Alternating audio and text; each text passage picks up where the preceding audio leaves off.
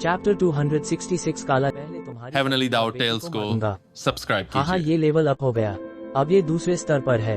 एक क्षण के लिए अर्जुन को अवास्तविक महसूस हुआ, हालांकि कल सबसे महत्वपूर्ण दिन था और अर्जुन ने कभी सोचा नहीं था कि उसकी आत्मकंप घंटी को अभी भी लेवल अप करना संभव होगा। उसे दिन भर में बहुत निराशा हुआ, लेकिन अंत में बहुत आशावादी थी। अपने हाथों में अर्जुन ने आत्मकंप घंटी को पकड़ा जो बढ़ती हुई चमकदार बैंगनी रोशनी से चमक रही थी। फिर उसने प्राचीन सुदृढ़ीकरण विद्या के प्राण को उसमें प्रवाहित किया और हल्के से इसे हिलाया। ली एक कान फाड़ने वाली आवाज धातु को चीरने वाले धातु के समान गूंजी, जो लोगों के दिलों में कंपन पैदा कर सकती थी और लोग घबराहट में खो जाते और यहाँ तक कि दर्द महसूस करते। केवल दूसरे स्तर की आत्मकंप घंटी ही ऐसी शक्ति रखती थी। चीख चीख। दूर से अग्निपक्षी घबराहट में चीख उठी और उड़ने लगा।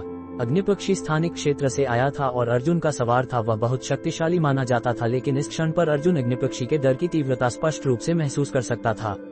अर्जुन ने आत्मकंप घंटी की ओर देखा और आश्चर्य होकर पाया कि घंटी में दो छोटे छेद अग्निपक्षी की ओर निर्देशित नहीं थे, बस घंटी की आवाजाही अग्निपक्षी में इतनी उच्च तीव्रता का डर पैदा करने के लिए पर्याप्त थी। अर्जुन ने इसे फिर से आजमाने की हिम्मत नहीं की। अगर अग्निपक्षी सच में मर गई तो अर्जुन को भी दीवार से सिर न पीटना चाहिए। हालांकि वह परिणामों से बहुत संतुष्ट था। उसे ये भी एहसास हुआ कि दूसरे स्तर पर आने के बाद घंटी को सक्रिय करने के लिए आवश्यक प्राण 5 गुना अधिक था पहले के उपयोगों की तुलना में। न केवल वह, बल्कि वह महसूस कर सकता था कि भले ही सक्रिय के लिए आवश्यक प्राण 5 गुना अधिक था, दूसरे स्तर की आत्मकंप घंटी द्वारा उत्पन्न शक्ति निश्चित रूप से 5 गुना से भी अधिक शक्तिशाली थी। उसने ये भी खोजा कि वर्तमान में दूसरे स्तर पर आत्मकंप घंटी को दिन में 20 बार तक शोधित किया जा सकता था। शोधन पूरा करने के बाद अर्जुन ने अपनी साधना और अपनी विभिन्न तकनीकों में अपनी निपुणता पर ध्यान किया। इसके बाद उसने स्वर्ण मुद्रिका, कवच, जूते, टोपी, कंगन, शीतल सुइयों से खुद को सुसज्जित किया और क्षेत्र से बाहर निकला। अर्जुन नीचे चला और एहसास हुआ कि दूसरा दिन जल्दी आने वाला था। इसके बावजूद 2 लड़कियों का निवास अभी भी रोशनी से भरा हुआ था। जब अर्जुन ने उनके निवास में प्रवेश किया तो उसने खोजा कि महासागर दंपत्ति भी वहां थी और वे भी पूरी तरह से अपने युद्ध पोशाक में सजी हुई थीं। वरिष्ठ, अर्जुन ने अभिवादन किया। हम अर्जुन, लगता है बाकी ने तुम्हें अच्छा किया है। महासागर की पत्नी ने उसकी ओर मुस्कुराया। अर्जुन ने भी जवाब में हंसा। महासागर की पत्नी स्वर्ण युद्ध स्कर्ट और जैद हरे युद्ध जूते में सुसज्जित थी और अद्वितीय शालीनता का वातावरण कर रही थी। स्वर्ण युद्ध स्कर्ट उनके आकार के साथ पूरी तरह से फिट था और उनके आकार को और अधिक उभारा कर रहा था। वे सच में एक अद्भुत परिपक्व युवा महिला थीं। अर्जुन, तुम मेरे पति महासागर की तुलना में और भी सुंदर दिख रहे हो। निश्चित रूप से बहुत सारी महिलाएं तुम पर मोहित होंगी। महासागर की पत्नी ने हंसी।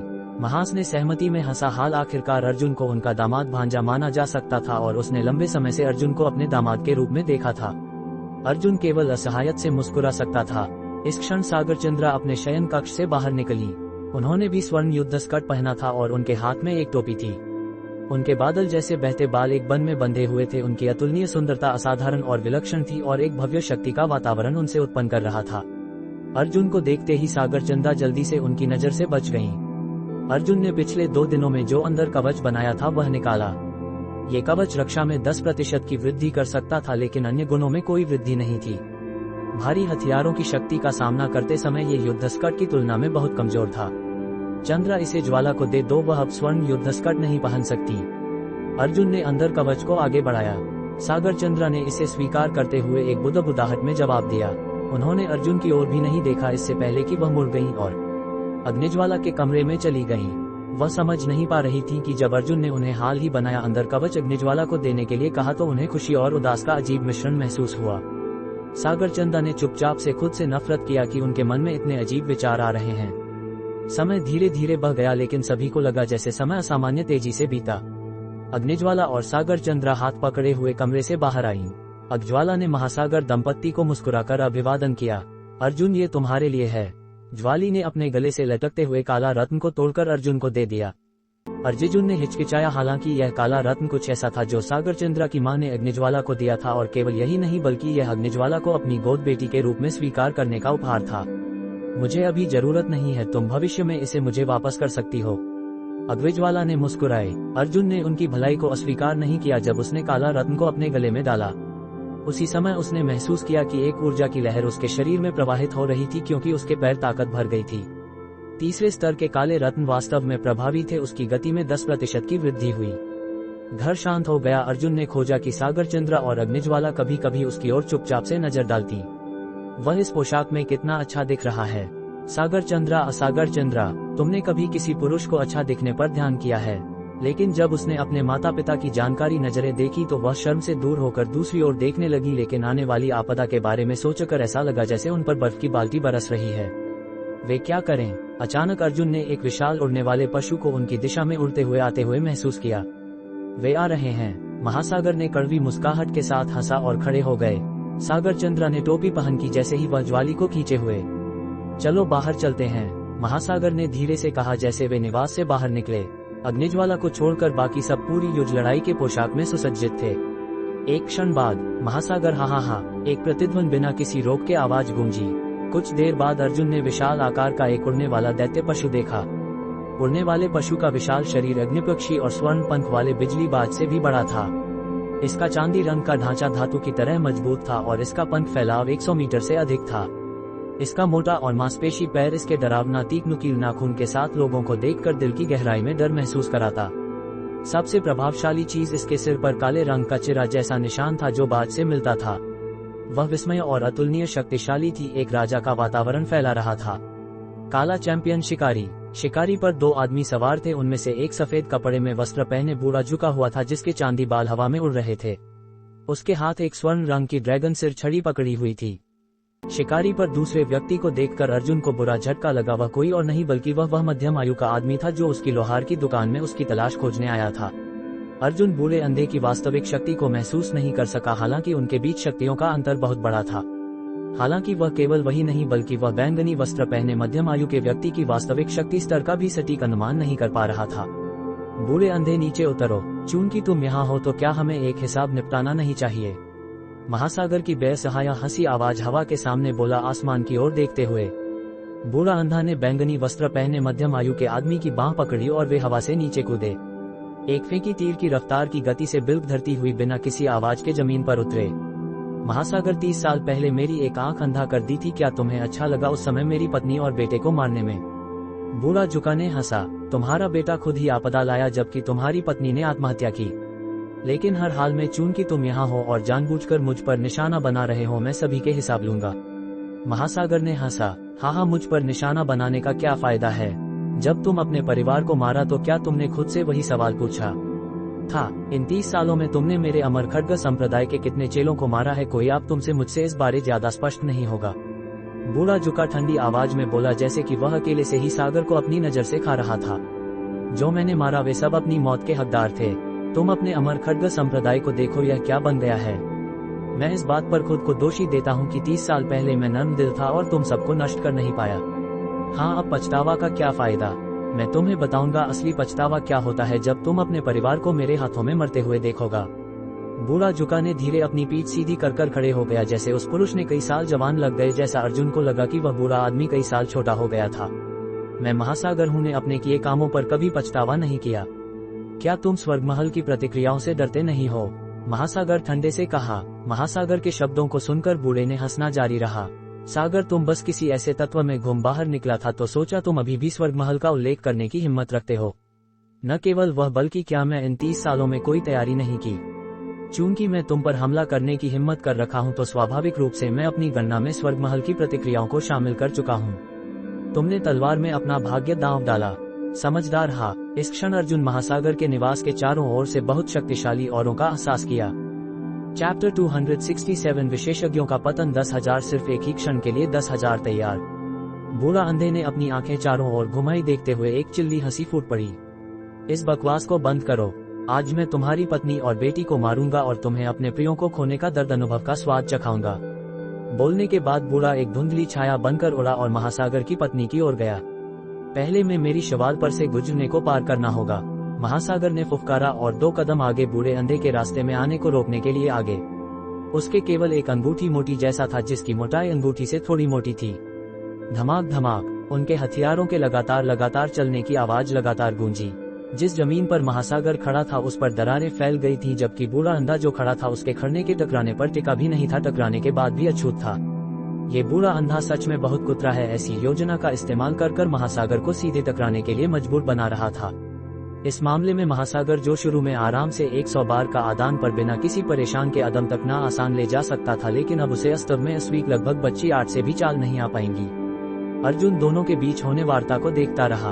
वह नहीं जानता था कि महासागर के स्वर्गीय बिजली घाता की शक्ति थक का दर्द देने की दर थी और क्या इसके कोई दूसरे प्रभाव थे। बूढ़ा अंधे बार बार महासागर की पत्नी पर हमला कर रहा था। उसका ड्रैगन हाथ एक विष जैसा दिखता था जिसका हमला एक बादल से तुलना लगता हुआ था। उसके हमले में एक ऐसी शक्ति थी जो देखने वालों के दिलों में डर पैदा करती थी। बादल से बादल में सर्प उठता, हवा आसमान से उठता हुआ पवन अत्यंत की आंखें चमक रही थीं जैसे बिजली की बिजली चमक रही थी, जबकि महासागर का टूटा जैद भला उनके शरीर को ढका हुआ था।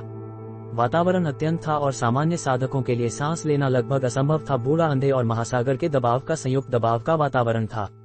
अर्जुन अग्निज्वाला के पास खड़ा होकर अपना वातावरण उनके लिए कुछ दबाव कम करने की कोशिश कर रहा था।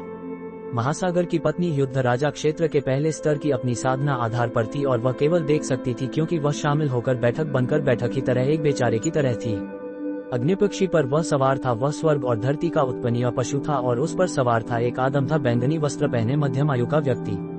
महागर स्वाभाविक जानता था कि उनके विरोधी की योजना क्या था, लेकिन उसके पास कोई और विकल्प नहीं था।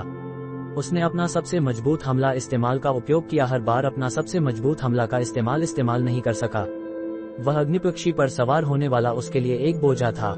चंद्र माता ने आशा के साथ निराशा भरी नजरें देखी जैसे अग्निज्वाला चिल्लाई, चीखी और चीखती रोना चाहती थी। अगर अर्जुन उन्हें पीछे रोक रहा था तो वह निश्चित चली जाती, वह निश्चित चली जानती चली गई।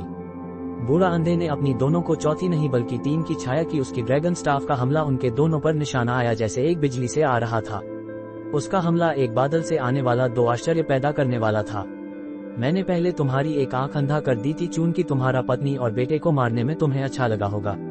बूढ़ा जुका ने हंसा जैसा कोई मारने वाला अभिभावक रहा था, जैसे अर्जुन को लगा कि वह बूढ़ा आदमी कई साल छोटा हो गया था। मैं महासागर हूँ ने अपने किए कामों पर कभी पछतावा नहीं किया। क्या तुम स्वर्गमहल की प्रतिक्रियाओं से डरते नहीं हो? महासागर ठंडे से कहा। महागर के शब्दों को सुनकर बूढ़े ने हंसा जारी रहा।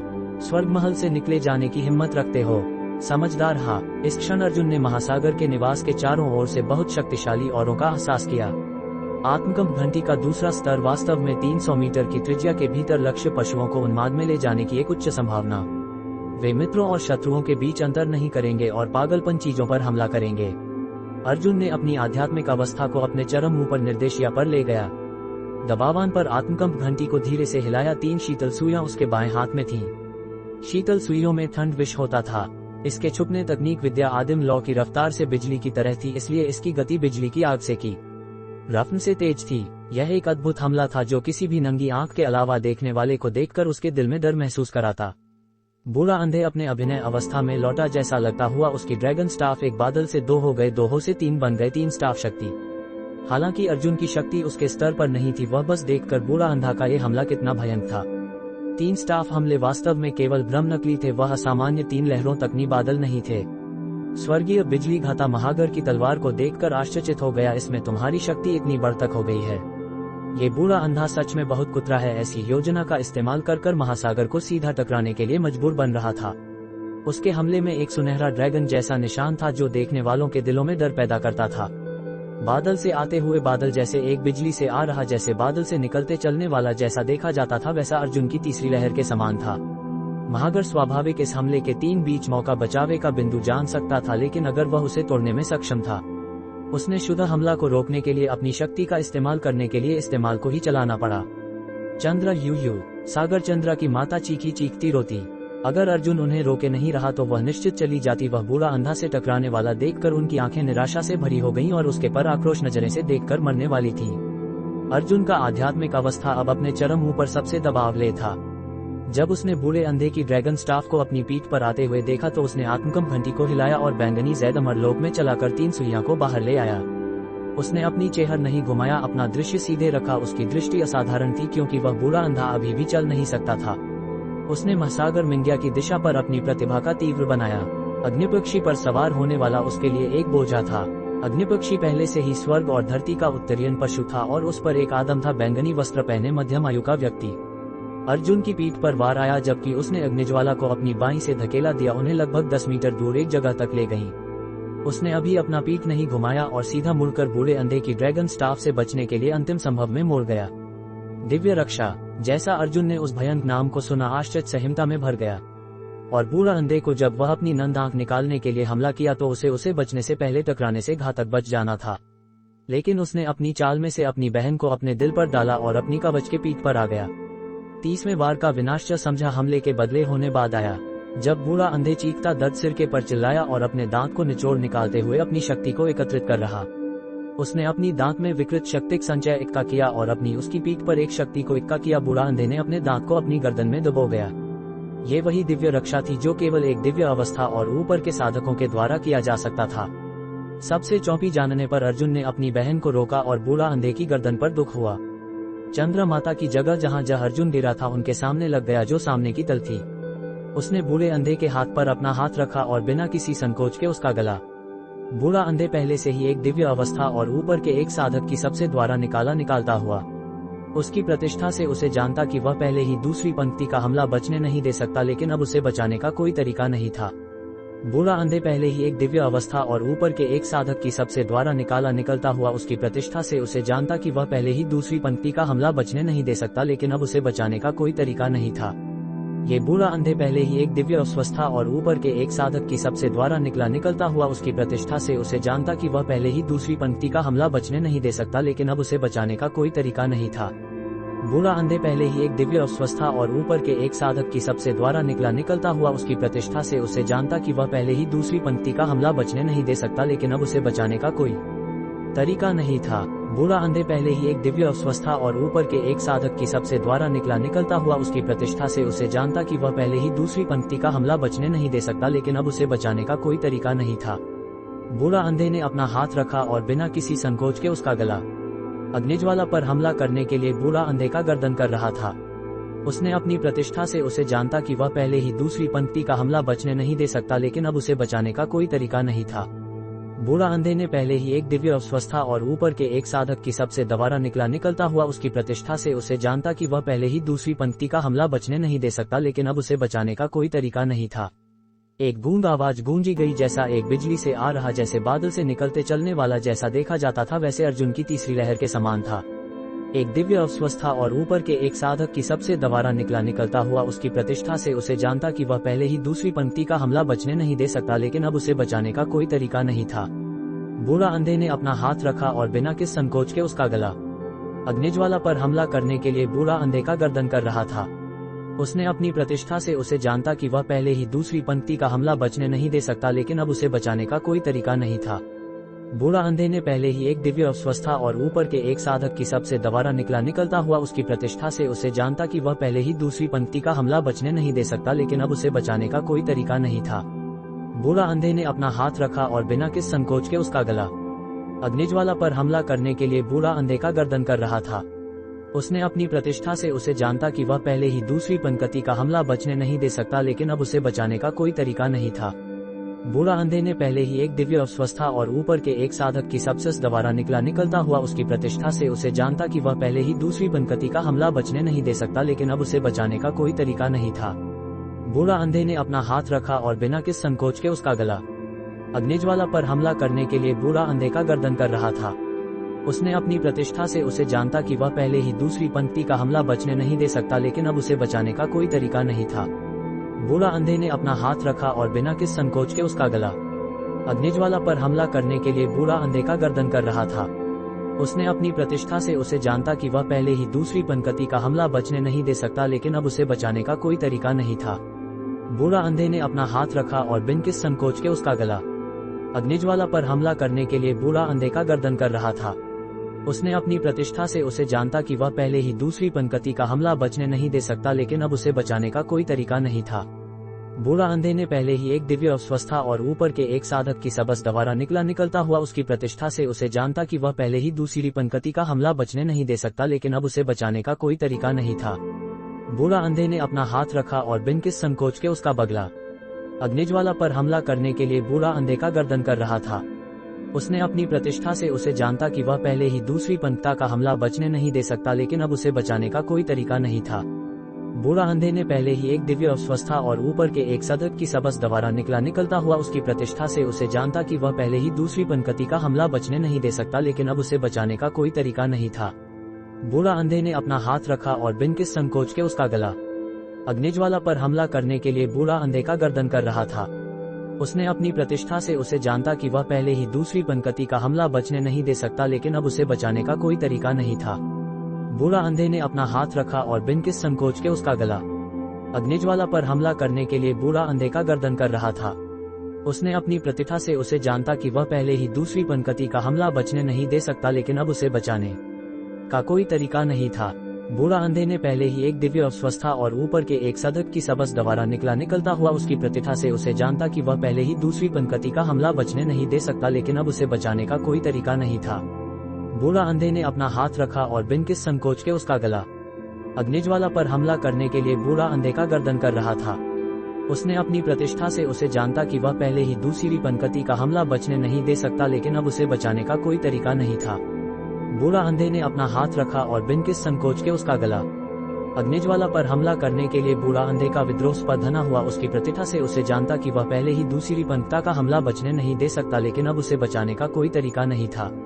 बूढ़ा अंधे ने अपना हाथ रखा और बिन किसी संकोच के उसका गला। अग्निज्वाला पर हमला करने के लिए बूढ़ा अंधे का गर्दन कर रहा था। उसने अपनी प्रतिष्ठा से उसे जानता कि वह पहले ही दूसरी पंकति का हमला बचने नहीं दे सकता, लेकिन अब उसे बचाने का कोई तरीका नहीं था। बूढ़ा अंधे ने अपना हाथ रखा और बिन किसी संकोच के उसका गला। अग्निज्वाला पर हमला करने के लिए बूढ़ा अंधे का गर्दन कर रहा था। उसने अपनी प्रतिष्ठा से उसे जानता कि वह पहले ही दूसरी पंकति का हमला बचने नहीं दे सकता, लेकिन अब उसे बचाने का कोई तरीका नहीं था।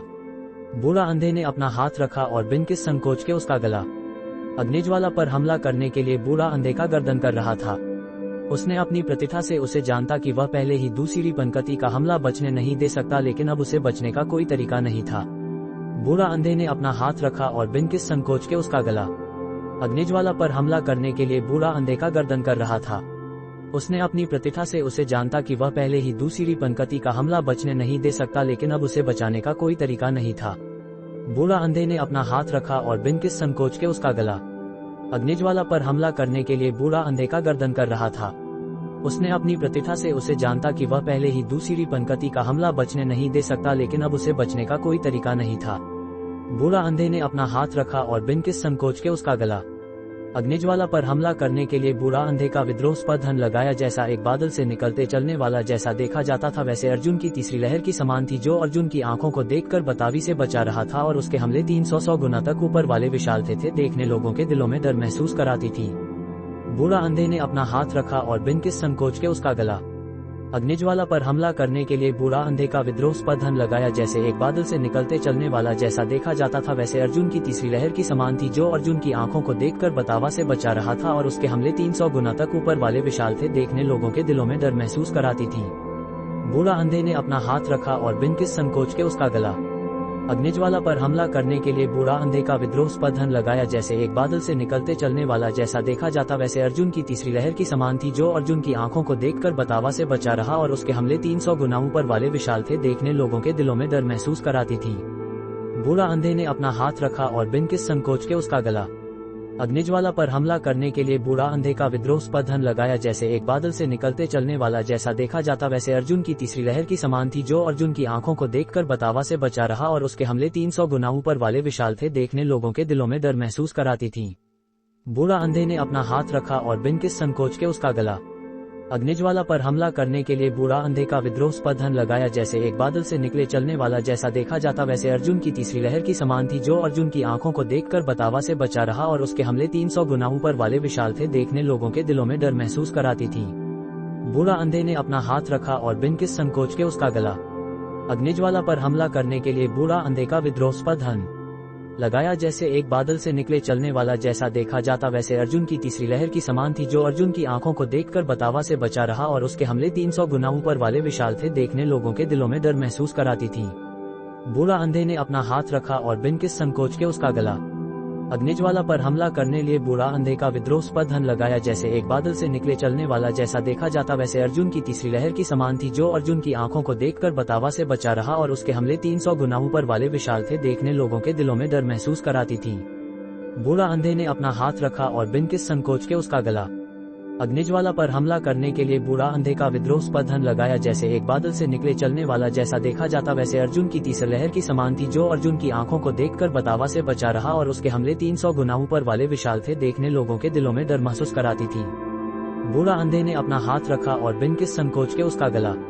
अग्निज्वाला पर हमला करने के लिए बूढ़ा अंधे का विद्रोहास्पद धन लगाया, जैसे एक बादल से निकले चलने वाला जैसा देखा जाता वैसे अर्जुन की तीसरी लहर की समान थी, जो अर्जुन की आंखों को देखकर बतावा से बचा रहा और उसके हमले 300 गुना ऊपर वाले विशाल थे, देखने लोगों के दिलों में डर महसूस कराती थी। बूढ़ा अंधे ने अपना हाथ रखा और बिन किस संकोच के उसका गला। अग्निज्वाला पर हमला करने लिए बूढ़ा अंधे का विद्रोहास्पद धन लगाया, जैसे एक बादल से निकले चलने वाला जैसा देखा जाता वैसे अर्जुन की तीसरी लहर की समान थी, जो अर्जुन की आंखों को देखकर बतावा से बचा रहा और उसके हमले 300 गुना ऊपर वाले विशाल थे, देखने लोगों के दिलों में डर महसूस कराती थी। बूढ़ा अंधे ने अपना हाथ रखा और बिन किस संकोच के उसका गला। अग्निज्वाला पर हमला करने के लिए बूढ़ा अंधे का विद्रोहास्पद धन लगाया, जैसे एक बादल से निकले चलने वाला जैसे देखा जाता वैसे अर्जुन की तीसरी लहर की समान थी, जो अर्जुन की आंखों को देखकर बतावा से बचा रहा और उसके हमले 300 गुना ऊपर वाले विशाल थे, देखने लोगों के दिलों में डर महसूस कराती थी। बूढ़ा अंधे ने अपना हाथ रखा और बिन किस संकोच के उसका गला। अग्निज्वाला पर हमला करने ले किए बूढ़ा अंधे का विद्रोहास्पद धन लगाया, जैसे एक बादल से निकले चलने वाला जैसा देखा जाता वैसे अर्जुन की तीसरी लहर की समान थी, जो अर्जुन की आंखों को देखकर बतावा से बचा रहा और उसके हमले 300 गुना ऊपर वाले विशाल थे, देखने लोगों के दिलों में डर महसूस कराती थी। बूढ़ा अंधे ने अपना हाथ रखा और बिन किस संकोच के उसका गला। अग्निज्वाला पर हमला करने ले किए बूढ़ा अंधे का विद्रोहास्पद धन लगाया, जैसे बहुत लंबे गोमनकले चलने वाला जैसे देखा जाता वैसे अर्जुन की तीसरी लहर की समान थी, जो अर्जुन की आंखों को देखकर बतावा से बचा रहा और उसके हमले 300 गुना ऊपर वाले विशाल थे, देखने लोगों के दिलों में डर महसूस कराती थी। बूढ़ा अंधे ने अपना हाथ रखा और बिन किस संकोच के उसका गला। अग्निज्वाला पर हमला करने ले किए बूढ़ा विद्रोहास्पद धन लगाया, जैसे एक बादल से निकले चलने वाला जैसे देखा जाता वैसे अर्जुन की तीसरी लहर की समान थी, जो अर्जुन की आंखों को देखकर बतावा से बचा रहा और उसके हमले 300 गुना ऊपर वाले विशाल थे, देखने लोगों के दिलों में डर महसूस कराती थी। बूढ़ा अंधे ने अपना हाथ रखा और बिन किस संकोच के उसका गला। अग्निज्वाला पर हमला करने ले किए बूढ़ा अंधे का विद्रोहास्पद धन लगाया, जैसे एक बादल से निकले चलने वाला जैसे देखा जाता वैसे अर्जुन की तीसरी लहर की समान थी, जो अर्जुन की आंखों को देखकर बतावा से बचा रहा और उसके हमले 300 गुना ऊपर वाले विशाल थे, देखने लोगों के दिलों में डर महसूस कराती थी। बूढ़ा अंधे ने अपना हाथ रखा और बिन किस संकोच के उसका गला। अग्निज्वाला पर हमला करने ले किए बूढ़ा अंधे का विद्रोहास्पद धन लगाया, जैसे एक बादल से निकले चलने वाला जैसे देखा जाता वैसे अर्जुन की तीसरी लहर की समान थी, जो अर्जुन की आंखों को देखकर बतावा से बचा रहा और उसके हमले 300 गुना ऊपर वाले विशाल थे, देखने लोगों के दिलों में डर महसूस कराती थी। बूढ़ा अंधे ने अपना हाथ रखा और बिन किस संकोच के उसका गला। अग्निज्वाला पर हमला करने ले किए बूढ़ा बांचा आदमी व्यक्ति थी, जो बूढ़ा बांचा आदमी था जिसकी उसके हमले 300 गुना ऊपर वाले विशाल थे, देखने लोगों के दिलों में डर महसूस कराती थी। बूढ़ा ने अपना हाथ रखा और बिन किस संकोच के उसका गला। अग्निज्वाला पर हमला करने ले किए बूढ़ा बांचा आदमी व्यक्ति था, जिसकी उसके हमले 300 गुना ऊपर वाले विशाल थे, देखने लोगों के दिलों में डर महसूस कराती थी। बूढ़ा अंधे ने इसकी बेटी को पकड़ो पर उसका गला। अग्निज्वाला पर हमला करने ले किए बूढ़ा बांचा आदमी व्यक्ति थी, जिसकी उसके हमले 300 गुना ऊपर वाले विशाल थे, देखने लोगों के दिलों में डर महसूस कराती थी। बूढ़ा अंधे ने अपना हाथ रखा और बिन किस संकोच के उसका बगला। अग्निज्वाला पर हमला करने ले किए बूढ़ा आदमी व्यक्ति थी, जिसकी उसके हमले 300 गुना ऊपर वाले विशाल थे, देखने लोगों के दिलों में डर महसूस कराती थी। बूढ़ा अंधे ने अपना हाथ रखा और बिन किस संकोच के उसका बगला। अग्निज्वाला पर हमला करने ले किए बूढ़ा आदमी व्यक्ति थी, जिसकी उसे हमले 300 गुना ऊपर वाले विशाल थे, देखने लोगों के दिलों में डर महसूस कराती थी। बूढ़ा आदमी व्यक्ति थी, जिसकी उसे हमले 300 गुना ऊपर वाले विशाल थे, देखने लोगों के दिलों में डर महसूस कराती था। 268 रक्तरंजित आत्मकंप घंटी सबसे परेशान करने वाली मृत्यु। तीनों ने महासागर और उनकी पत्नी की मदद से अग्निफीनिक्स की पीठ पर सवारी की।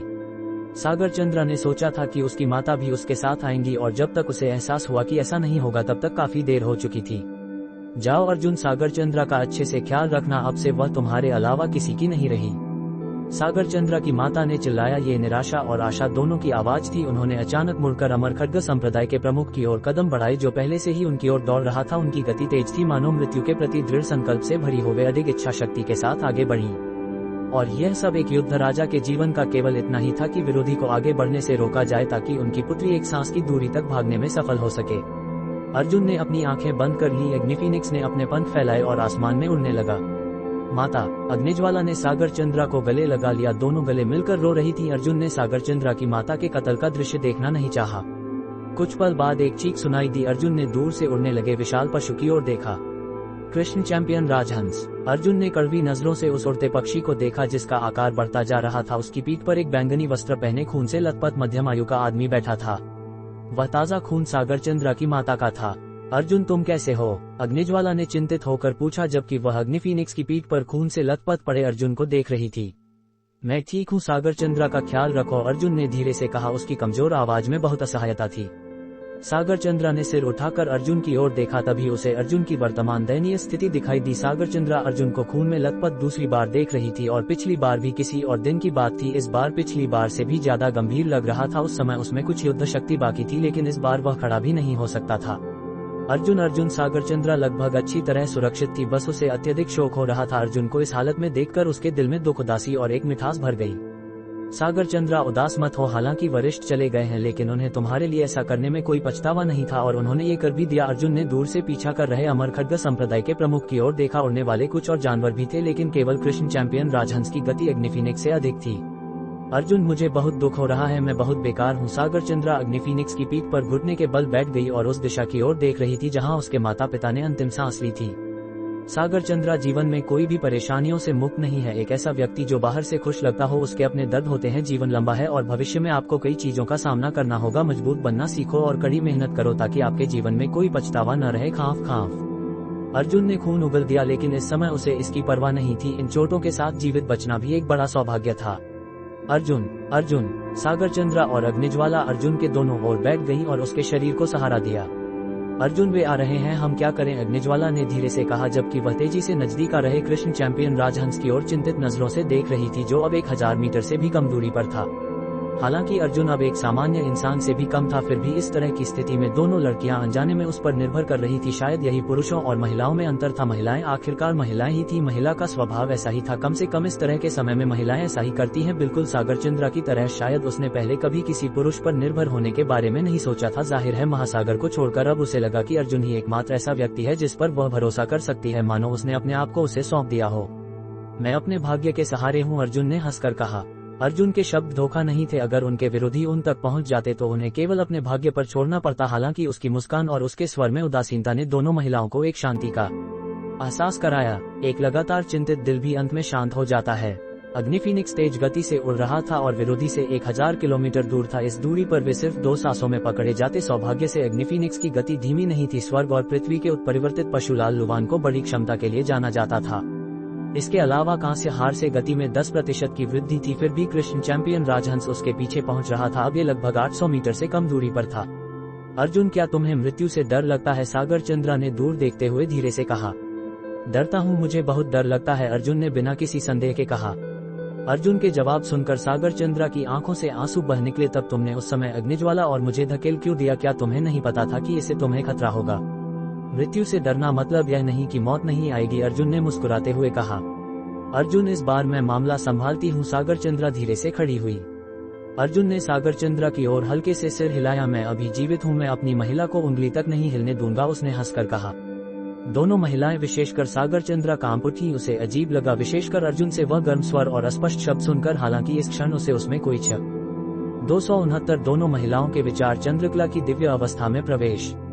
अमरखड्ग संप्रदाय के पूर्वज को ऊंचे आसमान से एक धूमकेतु की तरह नीचे गिरते देख उसकी निराशा भरी चीख अर्जुन के कानों में सबसे मधुर धुन बन गई। उसने सिर झुकाकर अपने हाथ में मौजूद आत्मकंप घंटी की ओर देखा और बिना कहे एक बड़ी संतुष्टि महसूस की। उसने सिर घुमाया और सागर चंद्रा की अनुपम सुंदरता की ओर देखा जो बहुत करीब थी। वह उसे एकटक देख रही थी।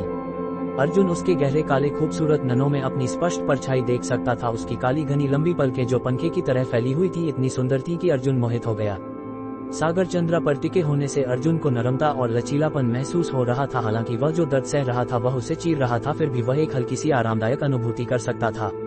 इसे दर्द में खुशी महसूस करना कह सकते हैं। फिर उसने अपने बगल में मौजूद अग्निज्वाला की ओर देखा। अर्जुन के प्रति उसका एक अनुचित आत्मविश्वास था। वह अर्जुन को एक चमकीली मुस्कान के साथ देख रही थी। उस नजरअंदाज नहीं होने वाला निशान उस क्षण अर्जुन के लिए एक अनूठा आकर्षण लेकर आया। इससे उसकी सुंदरता पर कोई असर नहीं पड़ा। अर्जुन की जलती और छिपी नजरों को देखकर एक नजर जिसमें वासना भरी हुई थी। अग्निज्वाला को केवल खुशी हुई। जब तक अर्जुन उसे पसंद करता है उसे परवाह नहीं थी कि वह दूसरों की नजरों में कैसी दिखती है। अब हम क्या करें? क्या हम स्वर्ग महल जाएं? सागर चंद्रा ने अर्जुन का सहारा देते हुए उसे धीरे से बैठने में मदद की और पूछा। हम वापस नहीं जाते, हम पहले ठीक होने के लिए कोई जगह ढूंढेंगे। ठीक होने के बाद हम अमरखड्ग संप्रदाय को जड़ से उखाड़ने वापस आएंगे। हम पहले स्वर्ग महल की ओर नहीं जाएंगे, अर्जुन ने सोच विचार कर कहा। इतनी दयनीय स्थिति में धकेला जाने पर अगर वह उन्हें कोई सजा नहीं देता तो वह खुद को माफ नहीं कर पाता। अर्जुन हालांकि अमरखड्ग संप्रदाय बर्बाद हो चुका है, फिर भी हर्ष संप्रदाय, शाही पशु अभिजात वर्ग और कई ऐसे लोग हैं जो अमरखड्ग संप्रदाय को ललचाई रहे थे। क्या तुम्हें लगता है कि जब हम वापस आएंगे तो हमें उसमें हिस्सा मिलेगा? सागरचंद्र ने अपने सुंदर भौहों को हल्का सा चढ़ाते हुए दूर देखा। अर्जुन थोड़ी देर के लिए स्तब्ध रह गया और सागरचंद्र की ओर देखा। उसे लगा कि इस क्षण उसने खुद को दुख से बाहर निकालने के लिए मजबूर किया है, क्योंकि उसके विचार तेज हो गए थे। जब उसे अर्जुन की नजर महसूस हुई तो वह थोड़ी घबरा गई और उसने चारों ओर अपने आसपास देखा। अर्जुन अभी भी उसकी प्यारी छोटी हरकतों और उसकी अनुपम सुंदरता के रूप की ओर आकर्षित था। सोचा नहीं था कि हमारी यूयू भी इतनी प्यारी लगेगी। मैंने हमेशा सोचा था कि तुम वह देवी हो जो हमेशा इस दुनिया को तिरस्कार भरी नजरों से देखती है। अपने स्तब्ध होने से उबरने के बाद अर्जुन ने मुस्कुराकर कहा। सागरचंद्र का चेहरा लाल हो गया। वह अर्जुन की ओर देखने की हिम्मत नहीं जुटा पा रही थी। थोड़ी देर बाद उसने एक कमजोर आवाज में कहा, अर्जुन, मैं घर जाकर देखना चाहती हूँ और अपने माता पिता के लिए समाधि बनाना चाहती हूँ। याद आया कि किसी ने उसकी माता की लाश नहीं उठाई थी। हालांकि उसे पता था कि उन्हें वापस नहीं जाना चाहिए, फिर भी उसे इतना दिल दुखा कि वह सांस भी नहीं ले पा रही थी। जबकि उसे इस दिन के आने की उम्मीद थी। जब ये वास्तव में हुआ तो वह फिर भी असहाय थी। उसके पिता के अवशेष कुछ भी नहीं बचा था, लेकिन उसके पिता मुस्कुराते हुए मरे थे। अंधे को मारकर वे संतुष्ट थे। आसमान उजड़ चुका था और वे एक पर्वत श्रृंखला के ऊपर थे। ये देखकर अर्जुन ने अग्निफीनिक्स को उतरने की जगह खोजने दिया। चूंकि अंधा और अमरखड्ग संप्रदाय का पूर्वज मर चुका था, अमरखड्ग संप्रदाय अब अर्जुन के लिए खतरा नहीं था। अग्निफीनिक्स के साथ भागने में कोई समस्या नहीं थी।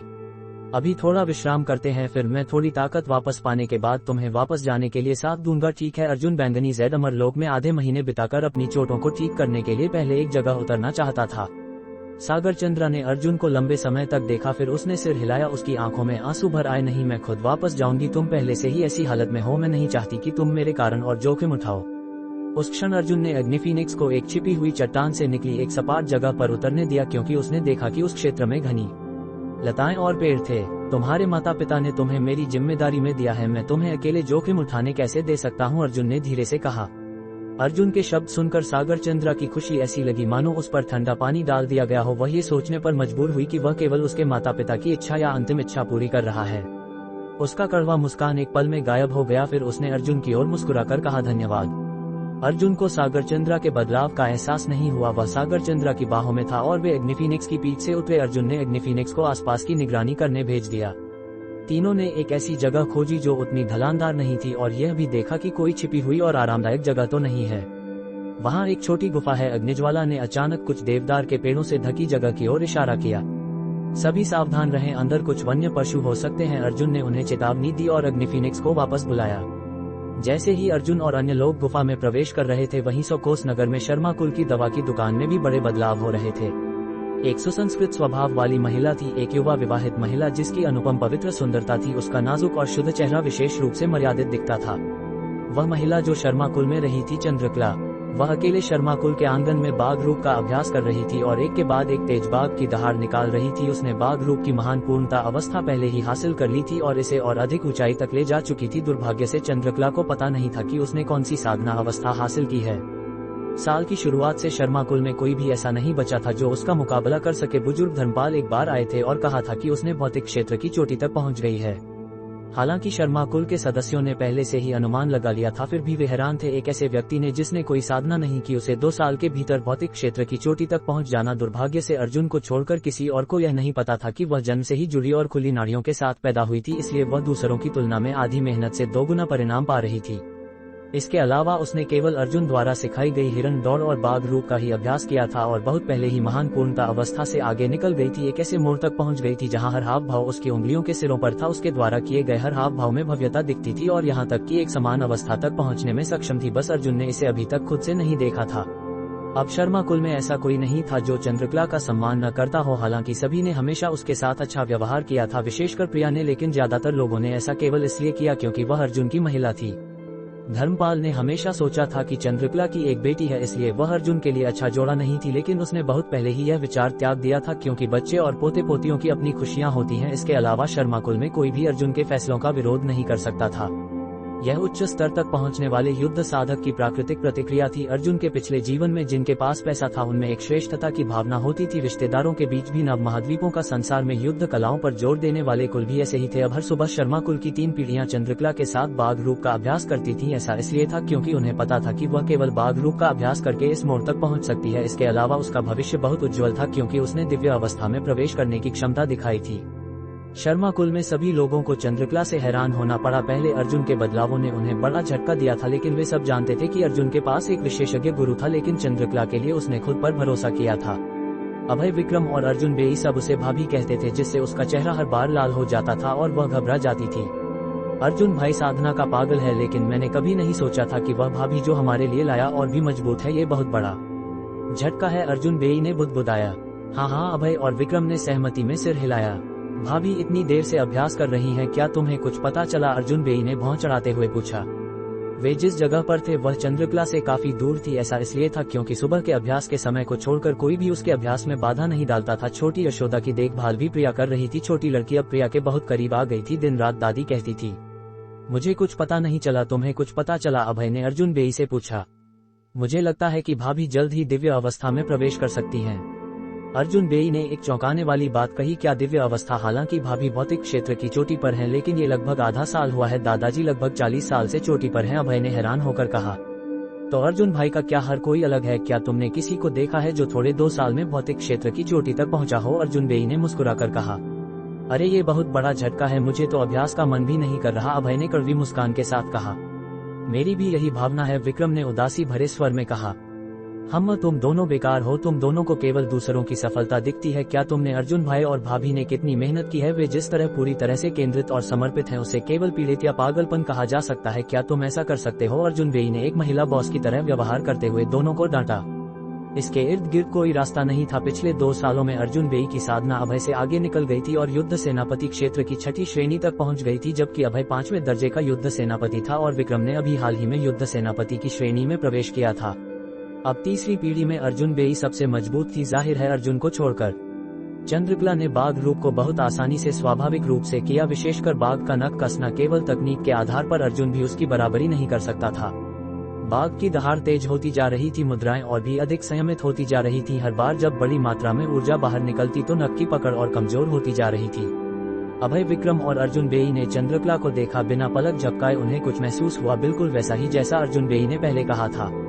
चंद्रकला को पता नहीं था कि उसने बाघ को चीरना कितनी बार किया था। उसका सुरुचिपूर्ण शरीर बाघ रूप को पूर्णता में कर रहा था। हालांकि अभय और अन्य लोगों ने इसकी आदत कर ली थी। इस बार तीनों ने चंद्रकला ने अपने दाहिने हाथ से किए गए हमले को आंखें फाड़ कर देखा। लगभग आधा फुट लंबा दूधिया सफेद ग्रमूल बाहर निकला। वह उपस्थिति ब्लेड की तरह तेज थी, अनियमित रूप से फैल रही थी और सिकुड़ रही थी। इसके बाद चंद्रकला ने बाघ का नख कसना किया।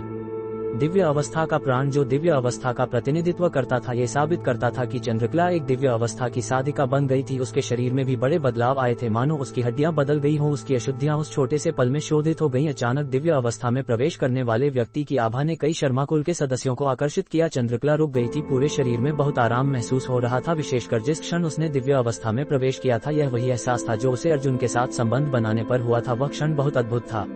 शर्मिंदा चंद्रकला को अर्जुन के बारे में सोचने से खुद को रोक नहीं पाई। जो 2 साल से चला गया था, उसे नहीं पता था कि वह कैसा है और वह उससे पीछे कितनी दूर है। उससे मिल पाना स्वर्ग से बड़ा आशीर्वाद था। चंद्रकला दिव्य अवस्था में प्रवेश करने पर बधाई। दुर्भाग्य से अर्जुन वह आदमी यहाँ नहीं है, वरना वह बहुत खुश होता। प्रिया ने जल्द ही 4 साल की होने वाली यशोदा को उठाए हुए मुस्कुराते हुए कहा। प्रिया ने चंद्रकला को चंद्रकला कहकर संबोधित किया था। प्रिया आंटी, चंद्रकला ने मुस्कुराकर पुकारा। दिव्य अवस्था में प्रवेश करने की अत्यधिक खुशी नहीं दिखाई मामा, छोटी लड़की ने खुशी से चिल्लाया। चंद्रकला ने मुस्कुराकर अपना हाथ आगे बढ़ाया और छोटी यशोदा के कोमल गालों को प्यार से दबाया। हमारे शर्मा कुल में अब एक और दिव्य अवस्था की साधिका है। चंद्रकला, तुम्हारे सामने एक उज्जवल रास्ता है। हमने हमेशा सोचा था कि अर्जुन एक अपवाद है, लेकिन ऐसा लगता है कि अर्जुन की तुलना में तुम कम नहीं हो। चलो हम दोपहर के खाने में कुछ अच्छा बनाते हैं और पूरे परिवार के साथ मिलकर जश्न मनाते हैं। दुर्भाग्य से हमें नहीं पता कि अर्जुन अभी कहाँ है, प्रिया ने कहा, जबकि उसने शर्मा कुल की कुछ दूसरी और तीसरी पीढ़ी के सदस्यों की ओर देखा जो अर्जुन के नाम सुनकर उदास हो गए। अर्जुन की चिंता मत करो, वह मेरी सोच से भी कहीं ज्यादा अबूझ है। हम केवल उसका साथ दे सकते हैं। भविष्य में शर्मा कुल निश्चित रूप से उस पर गर्व महसूस करेगा। छोटी बहन, वह ज्यादा से ज्यादा 2 साल में वापस आएगा, हमें उसके लिए खुश होना चाहिए। भीष्म ने हल्के से मुस्कुराकर अपनी थोड़ी निराश बहन को सांत्वना दी। क्या पापा मुझे नहीं चाहते? माँ, पापा कहाँ हैं? छोटी यशोदा के शब्दों ने दूसरों को थोड़ा हैरान कर दिया। इतने छोटे बच्चे को लगभग 2 साल बाद भी अर्जुन को याद रखना। और उसी क्षण गंभीर रूप से घायल अर्जुन दोनों महिलाओं के सहारे छिपी हुई गुफा में प्रवेश कर रहा था। 270 सुंदरता के 12 चित्रों में से एक दिव्य शरीर। और उसी क्षण गंभीर रूप से घायल अर्जुन दोनों महिलाओं के सहारे छिपी हुई गुफा में प्रवेश कर रहा था। तीनों सावधानी से अंदर गए। अगर कोई सामान्य वन्य पशु होते तो वे उन्हें महसूस कर पाते। इसके अलावा सागरचंद्रा दिव्य अवस्था की चोटी पर थी, इसलिए सामान्य दानवी पशु उसके मुकाबले के नहीं थे, इसीलिए वे ज्यादा चिंतित नहीं थे। गुफा का मुख बहुत छोटा था और तीनों एक साथ ही अंदर जा सकते थे। चौथे व्यक्ति के लिए यह बहुत छोटा था। अंदर जाते ही अर्जुन ने देखा कि गुफा बहुत छोटी थी। यह एक छोटी गुफा थी जिसका आकार अक्षर जैसा था। अक्षर के अंतिम स्ट्रोक की दिशा ऐसी थी कि एक व्यक्ति पूरी गुफा को देख सकता था। जमीन पर धूल की एक मोटी परत थी। यह एक बहुत लंबे समय से किसी व्यक्ति या जानवर के अंदर आने का सबूत था, क्योंकि धूल में कोई निशान नहीं था। मैं अपनी चोटों का इलाज करने के लिए अंदर जा रहा हूँ। मैं कपड़े नहीं पहनूंगा, इसलिए जब तक कुछ खास न हो 4 घंटे के लिए मुझे मत डिस्टर्ब करना, अर्जुन ने मुस्कुराते हुए कहा और संघर्ष करते हुए अंदर गया। सागरचंद्रा और अग्निज्वाला ने अर्जुन पर फटकार भरी नजरों से देखा। अर्जुन ये भी डर था कि दोनों महिलाएं उसके पास आ जाएंगी, क्योंकि वह बैंगनी जैद अमरलोक में होगा। इसलिए उसने ये योजना बनाई जिसे अर्जुन जानता था कि दोनों के साथ बिल्कुल प्रभावी होगी। अगर केवल अग्निज्वाला अकेली होती तो अर्जुन को यकीन नहीं था कि यह काम करेगा। अर्जुन सबसे गहरे कोने में गया और वह खुश था कि अंदर वास्तव में एक और मोड़ था, इसलिए उसने अंदर झांका। अर्जुन को आश्चर्य हुआ जब उसने देखा कि 2 मीटर की परिधि वाली एक खाली जमीन थी, लेकिन सबसे गहरे हिस्से में गड्ढा था। जिस जगह पर गड्ढा था वहां भूमिगत झरने का पानी बहता था। ऐसा विचार करना कि इतनी छोटी जगह झरने के पानी वाली उर्वरक भूमि है। हालांकि ये वो बातें नहीं थी जिन्होंने अर्जुन को हैरान किया। अर्जुन ने दीवार पर लटका एक चित्र देखा। यह एक महिला का जीवन आकार का चित्र था और एक नजर में अर्जुन चित्र में मौजूद पात्र की ओर गहराई से आकर्षित हो गया। चित्र में मौजूद महिला बर्फ के सफेद रेशम में सजी हुई थी। उसके बालों में बर्फ के सफेद बाल पिन लगा हुआ था, बिना किसी दोष के दिख रही थी। महिला का चेहरा बर्फ के सफेद रेशम के दुपट्टे से ढका हुआ था, जिसमें एक जोड़ी गहरे काले खूबसूरत ननों को उजागर कर रहा था, जो मानव प्रकृति से परे थे और एक भव्य आभा दे रहे थे। अर्जुन इतनी देर तक एकटक देखता रहा कि एक कप चाय पी लेने का समय हो सकता था। फिर वह होश में आया। चित्र में मौजूद महिला सच में अनुपम सुंदरता वाली थी और केवल वह एक जोड़ी आंखें और उसकी कोमल और पतली शक्ल का वर्णन शब्दों में करना मुश्किल था। यह अत्यंत सुंदरता की अवस्था थी। अर्जुन चित्र में महिला की दिव्य सुंदरता का आनंद ले रहा था और साथ ही इस चित्र को बनाने की दिव्य तकनीक के लिए प्रशंसा कर रहा था। ऐसी चित्रकारी तकनीकें बिल्कुल उल्लेखनीय थी। सुंदरता के 12 चित्रों में से एक। अर्जुन ने अचानक चित्र के ऊपर लिखे कुछ शब्द देखे। शब्द स्पष्ट और शक्तिशाली स्ट्रोक में लिखे थे, पुरुष की ताकत। लेकिन महिला की सुरुचि के साथ अर्जुन को नहीं पता था कि ये शब्द पुरुष ने लिखे हैं या महिला ने। चित्र को देखने के बाद अर्जुन को अनजाने में पहाड़ से निकलते हुए भयंकर बाघ के चित्र और उड़ते हुए सफेद सारस के पर्दे के चित्र याद आ गए। दोनों ने उसे बहुत लाभ दिया था। हालांकि यह सुंदरता का चित्र उसे कैसे लाभ पहुंचाएगा। अर्जुन वहां गया और सावधानी से दीवार से यह चित्र उतारा और देखा कि आसपास कोई नहीं है। इसके बाद वह बैंगनी जैद अमरलोक में प्रवेश किया। अर्जुन इस बात के बारे में सोच रहा था कि केवल एक चित्र देखकर उसकी आत्मा खींच गई थी। जितना अधिक वह सोचता था उतना ही वह डरा हुआ था। अगर वह असली व्यक्ति का सामना कर रहा होता और अगर वह व्यक्ति दुश्मन होता तो वह कम से कम 100 बार मर चुका होता। ये सुंदरता की वास्तविक शक्ति थी, किसी की आत्मा को खींचना। यही अतुलनीय सुंदरता होने का मतलब था। सुंदरता जो देशों और शहरों के पतन का कारण बन सकती है, जो देश और उसके लोगों के लिए मुसीबत ला सकती है। महिला से ज्यादा खतरनाक शब्द उसकी सुंदरता का वर्णन करने के लिए पर्याप्त नहीं था।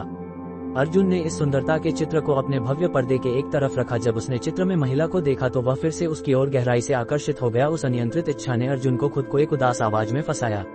उसने अपने कपड़े उतारे और धीरे धीरे प्राचीन सुदृढ़ीकरण विद्या के प्राण का संचार किया। भारी दर्द ने उसके पूरे शरीर पर पसीने की एक घनी परत बना दी।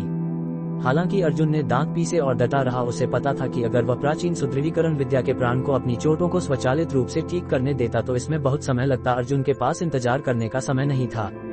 90 चक्कर के बाद अर्जुन लगभग गिर गया, लेकिन प्रभाव बहुत अधिक था। अब उसने पहले से तैयार किए गए सर्वांग पोषण सूप का उपयोग करने का समय था।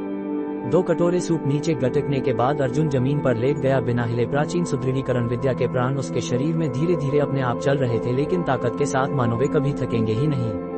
कोई भी प्रशिक्षण नहीं कर पा रहा था। जमीन पर लेटे होने पर अर्जुन ने खुद को रोक नहीं पाया और उस सुंदरता के चित्र की ओर एक और नजर डाली। चित्र में वह एक जोड़ी आंखें इतनी सुंदर और रहस्यमयी थी कि मानो सुंदरता मानव की सीमा से परे चली गई हो। मानव की सुंदरता से परे वह काले और गहरे नयन लगभग सागरचंद्रा और एकलता की आंखों के मिश्रण जैसे थे। उनकी आभा भी दोनों के मिश्रण जैसी थी। एकलता और सागरचंद्रा पहले से ही अर्जुन के लिए एक आश्चर्य थी। वे सबसे सुंदर महिलाएं थीं जिनसे उसने कभी सामना किया था और वह कल्पना भी नहीं कर सकता था कि उनसे भी सुंदर महिलाएं हों। हालांकि उसके सामने ये चित्र था जिसमें एक जोड़ी सुंदर आंखें थीं जो सभी महिलाओं को जो खुद को सुंदर मानती थी शर्म से मर जाने पर मजबूर कर देती। वह अद्भुत शरीर अग्निज्वाला और सागरचंद्रा से बहुत अलग नहीं था। इसलिए जब अर्जुन ने ये चित्र देखा तो उसने पहले सोचा था कि यह सागरचंद्रा का है। उन आंखों और आभा में 50% समानता थी। सुंदरता के 12 चित्रों में से एक मतलब 11 और ऐसे चित्र थे। जब अर्जुन ने पहले ये चित्र उठाया था तो उसने देखा कि यह वास्तव में पशु की परचमेंट पर बनाया गया था और यह स्वर्ण अंगूठी वाले सर्प राजा से कहीं ज्यादा मजबूत था। दोनों की तुलना ही नहीं की जा सकती थी। इसलिए अर्जुन ने अनुमान लगाया कि यह कम से कम युद्ध राजा स्तर के दानवी पशु से बना था। इसने अर्जुन को यह निष्कर्ष निकालने पर मजबूर किया कि जिसने ये चित्र बनाया है उसके पास या तो उदाहरणीय युद्ध तकनीक थी या वह बहुत अमीर परिवार से आया था। हालांकि कभी कभी पैसे होने पर भी ऐसी चीजें खरीद पाना संभव नहीं होता। ये चित्र बहुत खूबसूरत था, लेकिन अर्जुन को नहीं पता था कि इसका क्या उपयोग होगा। आराम करने के बाद अर्जुन ने फिर से दांत पीसे और प्राचीन सुदृढ़ीकरण विद्या के प्राण का संचार किया। इस बार यह पहले से कम दर्दनाक था और प्राचीन सुदृढ़ीकरण विद्या के प्राण के स्वर्ण कण अर्जुन के क्षतिग्रस्त शरीर की मरम्मत करते रहे। इस तरह हर बार जब अर्जुन आराम करता तो वह प्राचीन सुदृढ़ीकरण विद्या का एक चक्र करता। एक दिन तक इस चक्र को दोहराने के बाद अर्जुन की गंभीर चोटें 20% ठीक हो चुकी थीं। अर्जुन ने अन्य युद्ध तकनीकों का प्रशिक्षण शुरू कर दिया था। वह इस बार बैंगनी जैड अमरलोक में अपने समय को बर्बाद नहीं करना चाहता था। कई बार जब अर्जुन को खतरा हुआ था या जब वह दुश्मनों से लड़ रहा था, विशेषकर जब वह अधिक शक्तिशाली दुश्मनों से लड़ रहा था, तो उसने ज्यादातर सुई जैसी चीजों पर भरोसा किया था। उसने पहले स्वर्ण सुइयों पर निर्भर किया था और अब वह ठंडी इस्पात सुइयों से लैस था जिन पर ठंडा जहर था। स्वर्ण सुइयों का पहली बार उपयोग तब हुआ था जब उसने एक दिव्य अवस्था को मारा था और अब ठंडी इस्पात सुइयों ने अंधे बूढ़े को, जो एक महान विशेषज्ञ था, विकलांग कर दिया था। हालांकि यह कहा जा सकता है कि वह छल से काम ले रहा था। अर्जुन जानता था कि ठंडा जहर निश्चित रूप से बहुत बड़ी भूमिका निभाएगा। उड़ने वाले सारस के कदम। अर्जुन ने स्वर्ण अंगूठी वाले युद्ध कवच, टोपी और जूते को धोया और फिर सुखाने के लिए एक तरफ रख दिया। उसने उड़ने वाले सारस के कदमों का बार बार अभ्यास करना शुरू कर दिया क्योंकि उसने देखा कि इसके विकास की अभी भी बहुत गुंजाइश थी। इसके अलावा इस पर उसकी पकड़ जितनी अधिक होगी, ऊर्जा खर्च को बचाना उतना ही बेहतर होगा। इसने अर्जुन को मूल खड्ग विद्या का अभ्यास करने का दृढ़ संकल्प दिया था। समय बहुत तेजी से बीत गया और अर्जुन की चोटें लगभग ठीक हो चुकी थी। वह अपने बिस्तर पर गया और साफ कपड़े पहने। हालांकि अनजाने में उसने चित्र के पीछे का हिस्सा देखा। शब्द हैं। अर्जुन को याद आया कि जब उसने